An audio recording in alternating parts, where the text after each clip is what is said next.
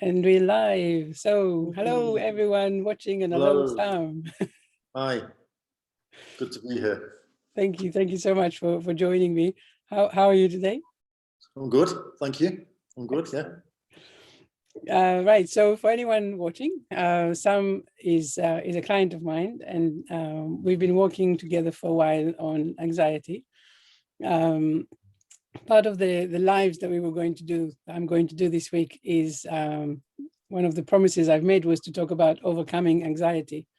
Mm-hmm. And as I've kind of spoken about this before, I thought let's do something slightly different and bring Sam on so we can talk about anxiety and actually how it's been for you going through this journey and where you are at the moment. So before we start, maybe tell me a little bit about where were you when we first met? Okay. To start with, we made up a word that we would use. It was hubba bubba. Instead of the hubba bubba hasn't been made. Well, we used the word hubba bubba instead of anxiety because we wanted to get rid of the whole. I don't know after how long that came up, but it was. Yes. We're just going to stop. We decided to stop mentioning that word and really just make it into something that was funny. I think it just came up and it was just something funny. So we thought, right, we're going to use that now Yes. on. Yes, it was. If I just explain why we've done that. So basically, this goes with the understanding that our brain, it works with habits. So every time we have a thought, we then bring on the feeling, and then we have the behavior.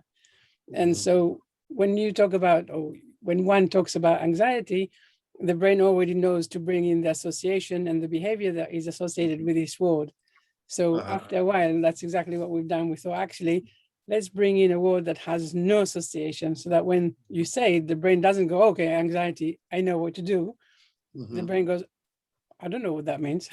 So basically helping you to create a fresh, a new behavior. Yeah, Yes. that's true. Yeah. So when we first started to be connected through a project I was doing that I was happy, I was lucky enough to meet you, and then where I was at that particular time, I was waking up and dwelling on anxiety. I was waking up and fearing going or being involved in those particular places because I had anxiety. It was very situational. I kind of felt anxious and jittery throughout the day, but it was very situational. So it was really dependent. It was a particular place that I went to, a particular thing that I did. I would feel anxious in that place. And I would wake up and just dwell on that. I'd wake up and, I tried meditation, and I remember meditating and I wouldn't be able to meditate. I just dwell on the anxiety, dwell on the future event that was coming. And that's where I was kind of every day just waking up and thinking, oh, I've got to do this, I'm going to be anxious. Got to do that, I'm going to be anxious. Oh, I don't want to go there, I'm going to be anxious. And just, it was like the first thing I thought about. I was almost programmed to wake up and think about the anxiety that was going to happen today. And, that was horrible. It was really, really not a nice place to be in at all. Yes. So that's where I was when we started, definitely. I remember that really, it was like anxiety was always in the room. It was always in the conversation. It was really overtaking everything. Yes. That's like the main thing. Yeah. Just every day, it was horrible. Yeah, it really was. And what apart from the meditation that you've mentioned, what did you try before? What did you try before to understand the anxiety or maybe overcome it, or what did you do before? I've tried so many things.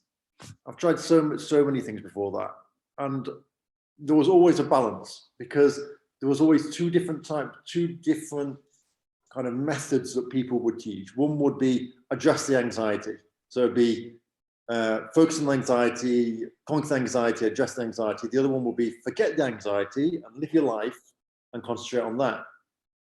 And so I was always like, well, which one do I do? I've kind of tried both. They don't seem to be working. What do I do here?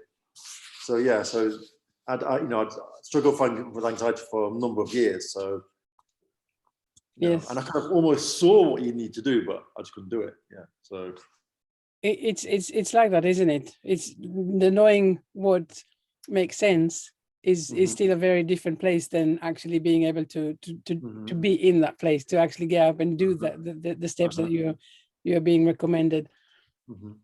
So so you're saying, right, two different things, right? The be in the anxiety, in the panic attacks, and whatever the way it is manifesting, or ignore it and just do your own thing and basically don't give it any attention.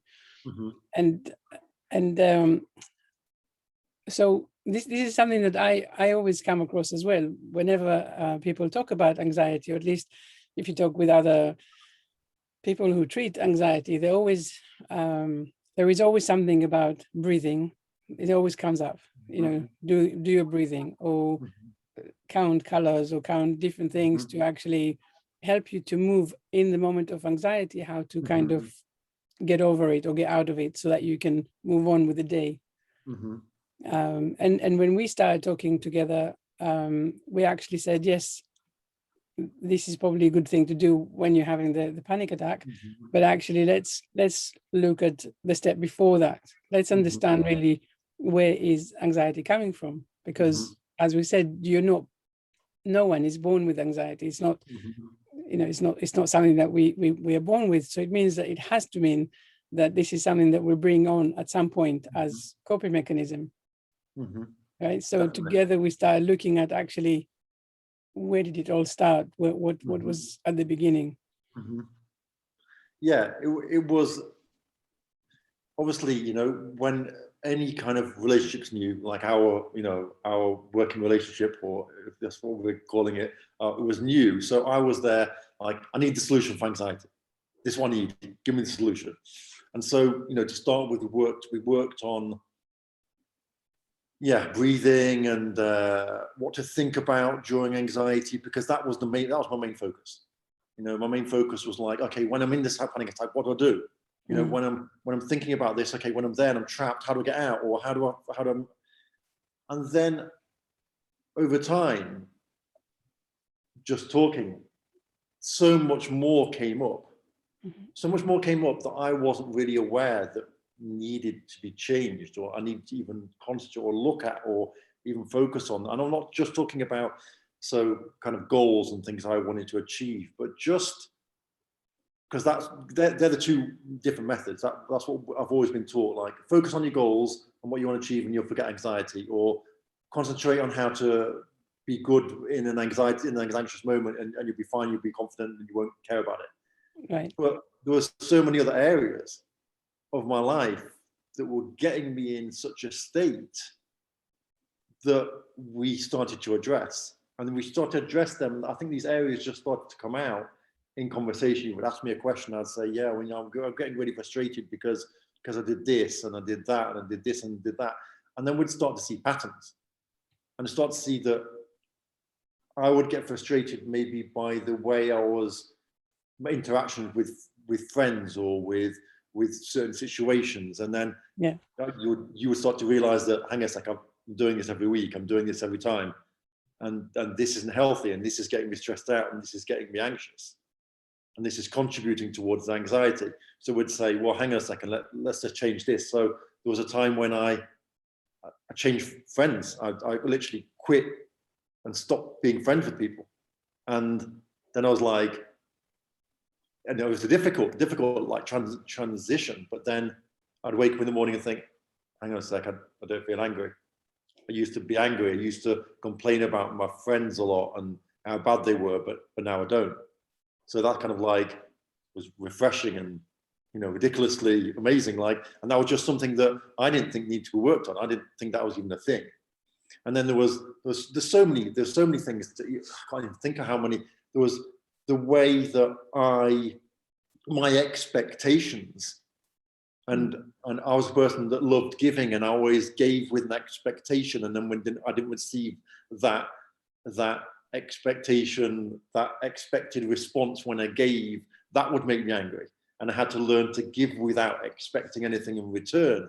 Mm. And then that kind of like, once I give without expecting anything in return, I started to actually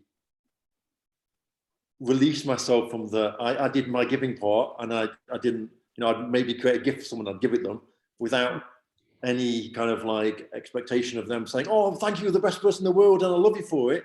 And that just made me feel completely free. And then because of that, I would suddenly, someone would give me a gift out somewhere, without expecting it or something like that. And I'd be like, wow, this is, and there's so many areas like that that were just making me anxious and making me angry and contributing towards my just kind of like unsatisfied life.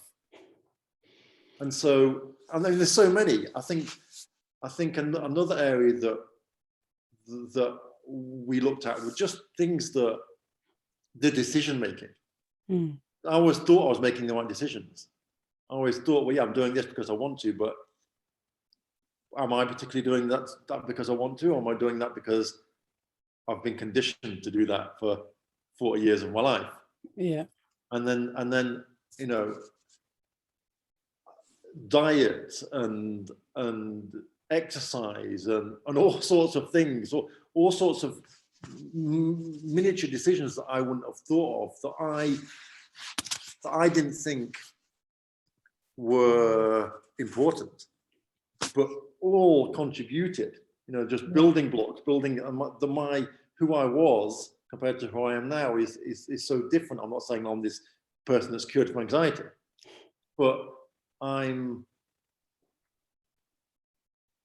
okay. There's one thing, for example, I always felt selfish by making a decision that was something that I wanted, and therefore I would always accommodate everyone's wishes, always like what they want to do. So so the plan of the weekend or whatever would happen, it would all be around what other people wanted, because I thought as a person you're supposed to be, caring about everyone else before you.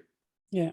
Whereas in essence, you think you should care about others, and obviously you should care about others, but you shouldn't put everyone else before you, and so that you're last, because that, all that does is make you angry, upset, make you, have conversations in your head over and over again about how angry and frustrated you are, and how,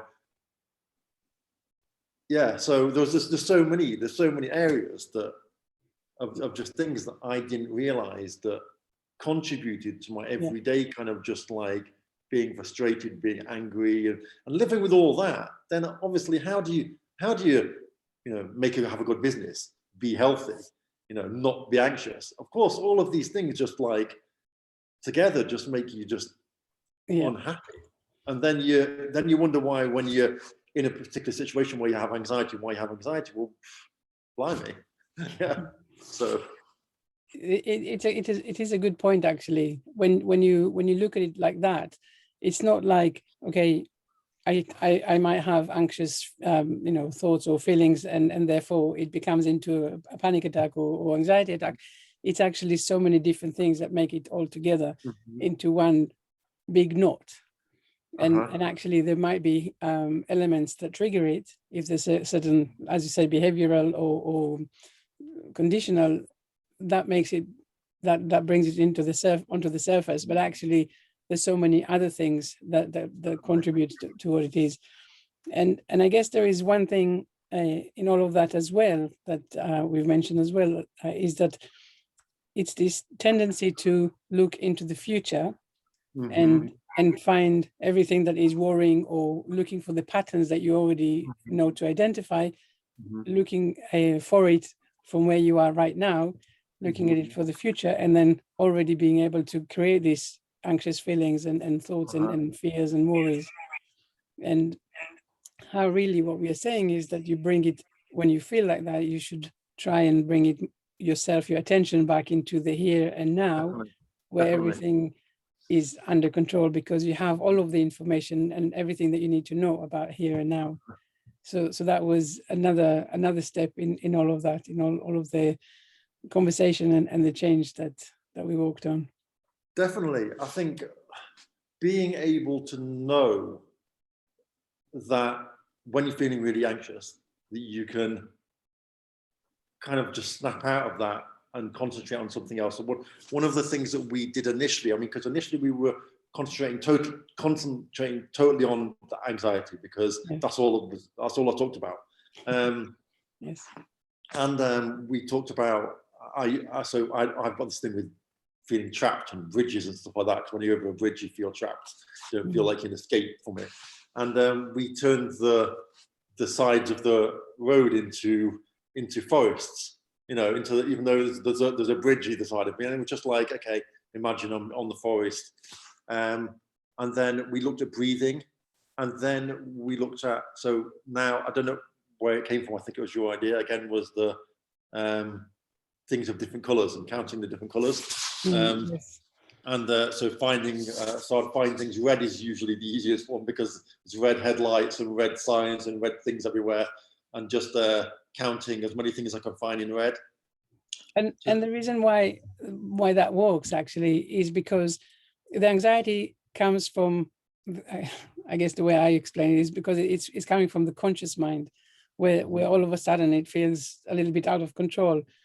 So if you start counting things or looking for red or green or counting numbers and stuff, it basically keeps the conscious mind busy for long enough so that the unconscious mind can come back and say, actually, everything is fine. The anxiety doesn't come from the unconscious mind. The unconscious mind doesn't need to display anything in this way. So it is just a way that the conscious mind is overwhelmed, and so it brings all of this the fears and the, well, don't want to say negative thinking, but I guess it is a little bit tied into that.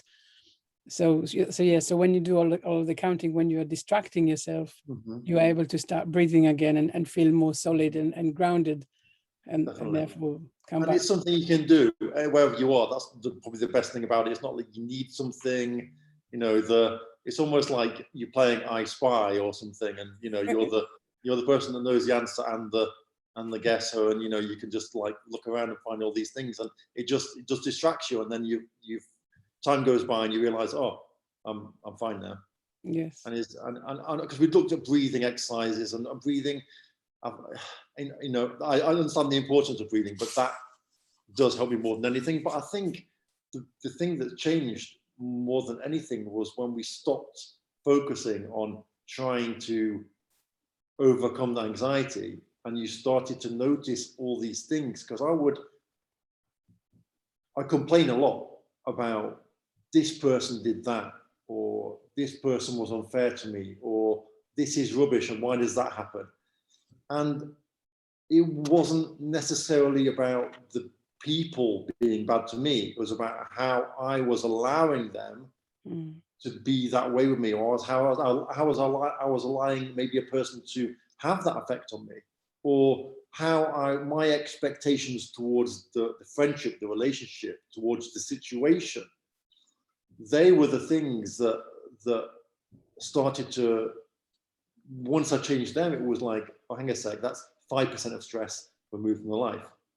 And then I was on to the next thing, and there's another 5% removed from the life. And it got to a stage where things seem a lot simpler, because I know the answer as to how I should behave in the specific situation. One of the things that I always struggled with was having kind of a healthy lifestyle and healthy kind of habit and healthy routine. And I would always feel that I should accommodate others. So if it was, say, a Friday night and one of my friends said, oh, we're having a birthday party, do you want to come? And I'd be really tired, and I knew that I had to get up in the morning, I'd still say, oh yeah, I'll come. You know, I can't not go, because it's not fair. You know, but then I'd go and I'd be miserable, and I'd wake up next day really late, and I'd be frustrated. And then I think, you know, I can't believe I did that. You know, why did I do that for? And then you know, a month later, I'd have the same situation with my birthday, and I'd ask the same person, hey, you know, it's my birthday, you know, do you want, you know, be like, got something to do tomorrow. And I think, hang a second, but And then I'd get really frustrated at the fact that I changed my plans and accommodated the situation for them. But then, because I felt that you had to, because you're a human and it's your friends, so you should do what, that's what humans do. And then when it was the other way around, they wouldn't do the same for me. And then I think, well, hang a second, not only have I ruined my plans for that weekend and ruined my sleep pattern and not done what I wanted to do, and it annoyed me, the fact that I did it, that I sort of didn't do what I wanted to do, I did what they wanted to do, and they got really frustrated. And then a month later, they showed me that they wouldn't be prepared to do that with me. So that kind of like, just that situation on its own would make me address, well, first of all, is that a real friend? And do I need to be friends with this person? Second of all, why did I decide that I need to make that decision to accommodate this person's needs when it frustrated me and made my life a whirlwind for a few days? And then third of all, well, they haven't, why am I allowing them to do that for me? And there are so many just things just within that that were just like, oh. And then suddenly when I learned to, well, it wasn't suddenly, I would make this mistake over and over and over and over. And you would keep saying to me, like, the same thing's happened, and, we need to address this. Yeah, but I think it's interesting what you're saying, actually, when you're able to recognize the patterns, and then you really recognize how you are contributing to the situation, and all of the pain is actually starting from you, because this is how you in a sense allowing for these things to happen.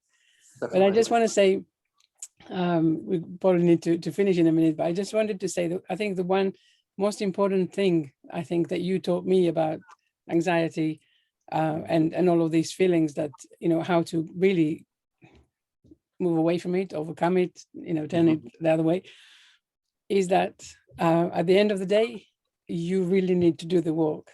You can't sit in the anxiety and, as bad as it is, and as much as you want it to not be there anymore, it's still up to you to do the work. And I think when you've said that and you acknowledge it to yourself and you internalize that, I think that was, your turning point, because for you, we spoke about lots of things, and I can see the difference from when we just started. It's incredible to see you now compared to how you were. But really the turning point, when you said that, I have to do the work, and then you really started, you didn't allow for things in the same way as you had before. And it's so incredible, to see you with the energy and the understanding and the drive that you have now that you didn't necessarily have before. I don't wake up and think about anxiety now. And I think it's a lot of it also is to do with the patterns that you either learn, or whether they're habits, whether they're patterns, whether they're things you think you should be that way, that allow your life just to become this like entangled whirlwind. Yes. And when all that's happening, I didn't think when we started working that that's what we'll be focusing on, because I thought I need a solution for anxiety, I need to get over the bridge.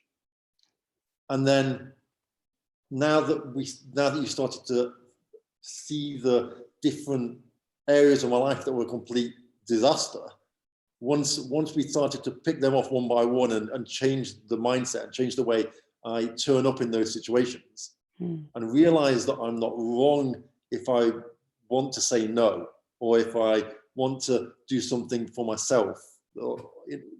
Once those areas changed, then it was almost like just brick by brick, we were taking down all these horrible, things that contributed to the overall anxiety. If you're stressed all the time, then you might not realize you are.